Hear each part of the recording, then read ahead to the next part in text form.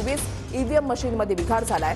5व्या टप्प्यासाठी आज 13 जागांसाठी मतदान होत आहे। हेमंत गोडसेंची दृश्य आपण या ठिकाणी पाहताय। हेमंत गोडसे यांचं औक्षण जे आहे ते केलं जात आहे। नाशिकमधली दृश्य थेट जाऊयात। आमचे प्रतिनिधी चंदन पूजाधिकारी आमच्या सोबत आहेत। चंदन, हेमंत गोडसे हे जे आहेत त्यांच्या घरात आता सध्या या ठिकाणी पूजन सुरू आहे। ब्रह्मवृंदांच्या उपस्थितीमध्ये हेमंत गोडसे यांचं पूजन जे आहे ते सध्या सुरू आहे। त्यांना त्यांच्या घरातले सगळे परिवारातल्या ज्या महिला त्यांच्याकडून औक्षण सुरू आहे। आप्पा, अत्यंत महत्त्वाचा दिवस आजचा। सलग 2 वेळेस खासदारकी भूषवलेली आहे। आज निवडणुकीला सामोरं जात आहात, काय नेमकी मनात भावना? आपल्याला निश्चित खात्री आहे की गेली 10 वर्षापासून नाशिक लोकसभेचं आपण नेतृत्व करतोय। लोकसंपर्क आणि विकास कामांच्या जोरावरती निश्चित आपले नाशिककर आपल्याला पुन्हा एकदा तिसऱ्यांदा संधी देतील।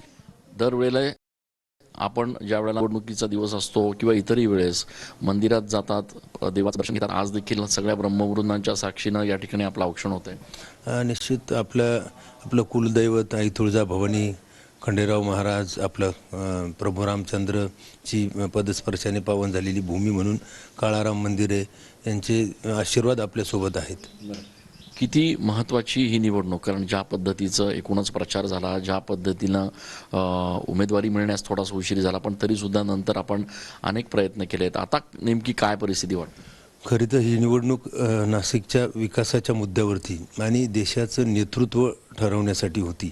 आणि म्हणून ज्या प्रकारे आपल्या देशाचे पंतप्रधान यांनी जे कार्य गेली 10 वर्षामध्ये केलं या देशासाठी, आणि म्हणून निश्चित पुन्हा तिसऱ्यांदा पंतप्रधान मोदी म्हणून त्या ठिकाणी विराजमान व्हावेत अशी मतदारांची इच्छा आहे। आणि म्हणून आपल्याला जनता संधी देईल असा आपल्याला विश्वास आहे। आईचा आशीर्वाद, घरातल्यांचा आशीर्वाद किती महत्त्वाचा आहे आजच्या दिवशी? निश्चित आपल्याला आई, आपल्या घरचा आशीर्वाद आणि कुलदैवतांचा आशीर्वाद याची ऊर्जा आपल्यामध्ये असावी लागते, आणि ती निश्चित आपल्या सर्वांचेच आशीर्वाद आपल्यासोबत आहेत। आपण बघतोय की हेमंत गोडसे हे थोड्याच वेळात घरून निघतायत आणि मतदान केंद्रावर ते पोहोचणार आहेत।